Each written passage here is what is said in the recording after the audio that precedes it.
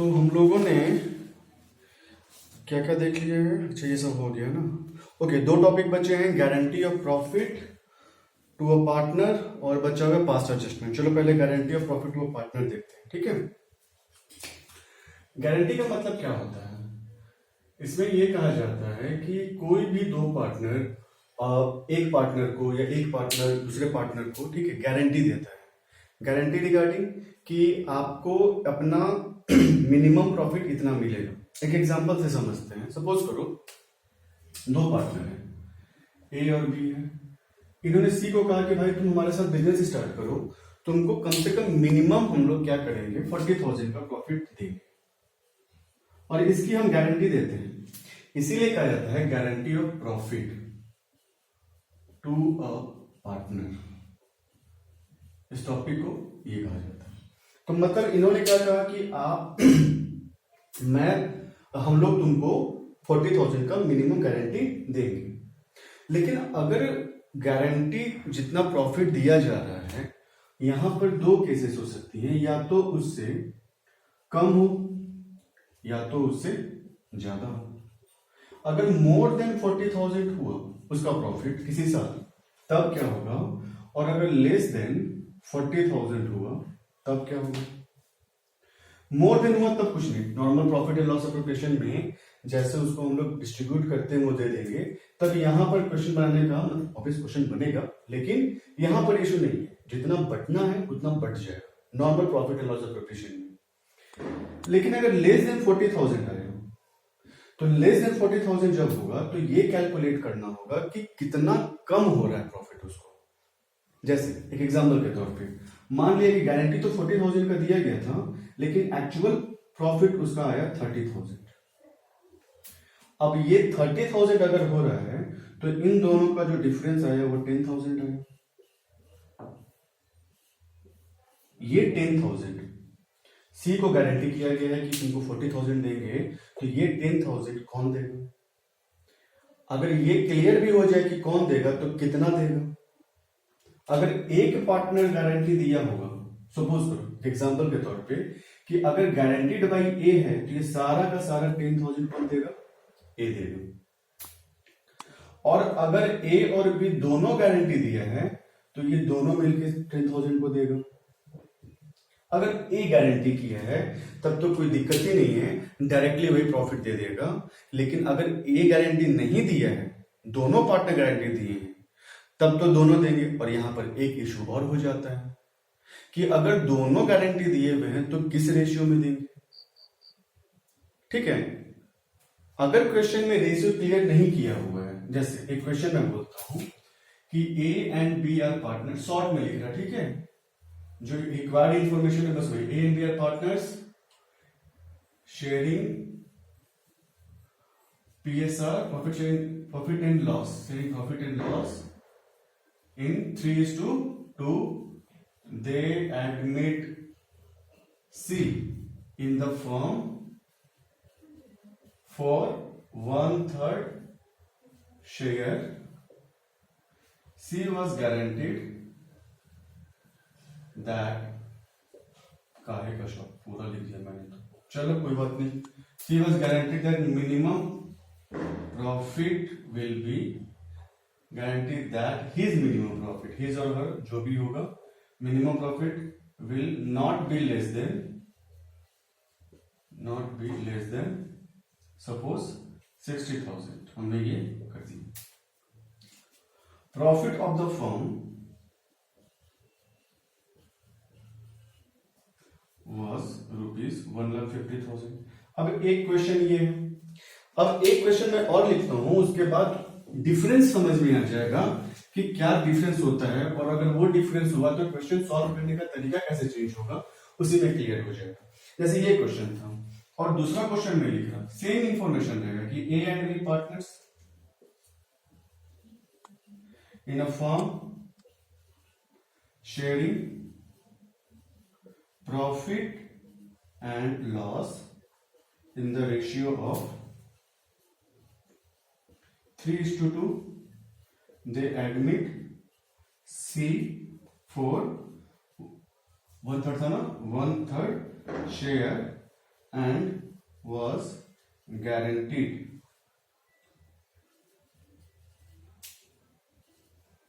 minimum profit of rupees 60,000 था ना, 60,000, ठीक है. Any deficiency would be borne by A and which would be given by A and B equally. अब इन दोनों question में अंतर क्या है? इस क्वेश्चन में यहां कहीं ये चीज क्लियर नहीं है कि अगर बी को कम प्रॉफिट मिला तो वो प्रॉफिट ए और बी किस रेशियो में देगा, लेकिन यहां ये चीज क्लियर कर रहा है कि वो लोग किस रेशियो में देंगे, इक्वली. एक डिफरेंस क्वेश्चन में ये आ सकता है. एक डिफरेंस क्वेश्चन में कुछ इस तरीके से आ सकता है जिसमें लिखा रहा है कि A and B are partners in a firm sharing profit and loss in the ratio of 3:2. They admit C and guaranteed him minimum profit of, let us say, 30,000 और 50,000 ना, 50,000 क्या था, 60,000. Any deficiency will be given by A alone. Profit of the firm was rupees 1,50,000. ये question. अब इस question में ए और be equally दे रहा है, ये क्लियर है. इस क्वेश्चन में ये चीज क्लियर नहीं था कि कौन दे रहा है, किस रेशियो में दे रहा है. तो हम ये एज्यूम करेंगे कि ए और बी ही देगा, और किस रेशियो में देगा, 3:2 में. यहां इक्वली. अब इस क्वेश्चन में क्या कह रहा है कि सारा का सारा जो पैसा होगा, जो भी घटेगा, वो ए देगा. यही डिफरेंस है ये तीन क्वेश्चन में, और इसी टाइप के तीन क्वेश्चंस आपको मिलेंगे. अब यहाँ पर एक क्वेश्चन रेज होता है कि सर ये जो प्रॉफिट डिस्ट्रीब्यूशन होता है, ये कौन सा प्रॉफिट? ये वही प्रॉफिट है जो डिविजिबल प्रॉफिट होता है, जिसमें सब कुछ देने के बाद, like interest on capital, salary, commission, ये सब देने के बाद, इंटरेस्ट ऑन ड्रॉइंग, सारा एप्रोप्रिएशन करने के बाद लास्ट में जो प्रॉफिट बचता है, उस प्रॉफिट को डिस्ट्रीब्यूट करने के लिए कहा जाता है, और उसी प्रॉफिट पे गारंटी दी जाती है. मिनिमम गारंटी उसी प्रॉफिट पे दी जाती है, ना कि उस प्रॉफिट पे जो कि बिफोर एनी एप्रोप्रिएशन हो. मतलब ना हमने इंटरेस्ट ऑन कैपिटल किया, ना सैलरी किया, ना कमीशन, और हमने प्रॉफिट देने की बात करी, तो ये गलत है. जब भी होगा वो किस पे होगा, सारा एडजस्टमेंट करने के बाद, सारा एप्रोप्रिएशन करने के बाद. अब देखते हैं कि क्वेश्चन सॉल्व कैसे होगा. चलो मैं बात कर लेता हूं, पहले इसके बात करता हूं कि अगर ये क्वेश्चन दिया होता तो क्वेश्चन का सॉल्यूशन कैसे होता. एज यूजुअल हमारा फॉर्मेट जो बनेगा, पीएल एप्रोप्रिएशन अकाउंट का फॉर्मेट बनेगा. ठीक है,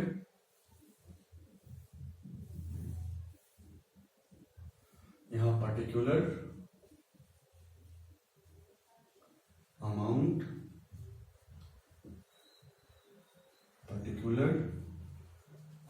ठीक है, डेबिट, क्रेडिट. सबसे पहले क्या करना है हम लोगों को, नेट प्रॉफिट लिखना है, क्योंकि यहां पर कोई भी प्रॉफिट वगैरह नहीं दिया हुआ है, कुछ एप्रोप्रिएशन नहीं दिया हुआ है कि इंटरेस्ट कैपिटल क्या है, सैलरी क्या है, कुछ नहीं दिया हुआ है, तो नहीं करना है. सबसे पहले यहां हमने क्या लिखना है, by profit and loss account. ठीक है, कितना दिया हमने प्रॉफिट हमारा फर्म का है, 1,50,000. ऐसे एक तरीका तो ये भी है कि सबसे पहले इनका न्यू रेशियो निकाल लेंगे, उसके बाद करेंगे, लेकिन बिना उसके भी बन जाता है. ठीक है, वो आगे जब एडमिशन में आप लोग को पढ़ाऊंगा तो वहां पे बताऊंगा कि किस तरीके से रेशियो चेंज करते हैं. फिलहाल इस क्वेश्चन को इस तरीके से भी सॉल्व कर सकते हैं कि सबसे पहले सी का शेयर दे दिया हमने, सी का शेयर कितना होता, 1,50,000 इंटू 1/3, जो कि हो जाता 50,000 रुपए। इसे देने के बाद बैलेंस प्रॉफिट कितना बचता हमारा, बैलेंस प्रॉफिट होता 1 लाख, जो कि डिस्ट्रीब्यूट करना होता एक ए और बी के बीच। ये कैसे आया हमारा, तो 150 में से हमने क्या किया, ये 50 किसको दे दिया, सी को दे दिया ना, तो इसे देने के बाद हमारे पास 1 लाख ही बचेगा ना। ए और बी ने कहा कि भाई पहले तुम रख लो अपना, देख लो तुम्हारा कितना आ रहा है, तो उसका 50,000 आया, ये 50,000 आया, उसको देने के बाद ए और बी के लिए 1 लाख बच रहा है। अब ए और बी का कितना होगा, तो ए का शेयर होगा 1 लाख इंटू, इनका रेशियो क्या है 3:2, तो 3/5, जो कि 60,000 आएगा, और बी का 1 लाख इंटू 2/5, जो कि 40,000 आएगा।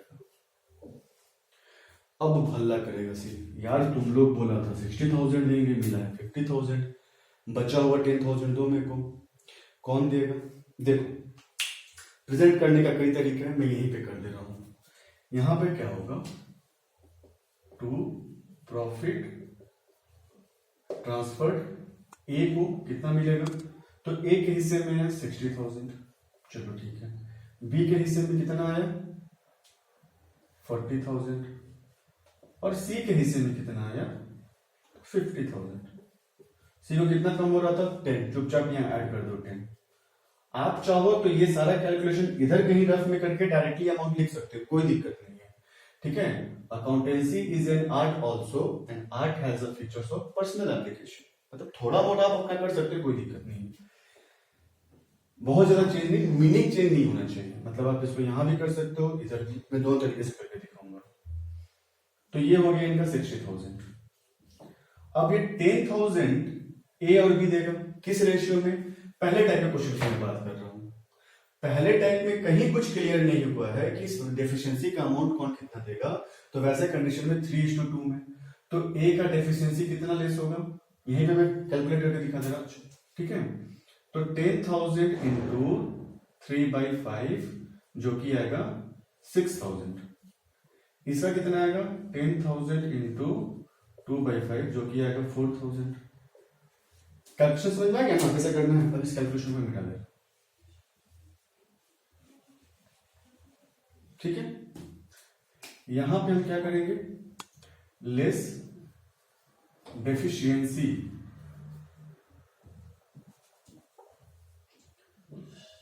लेस डेफिशिएंसी 6,000 करेंगे, और हो जाएगा यहां 54,000।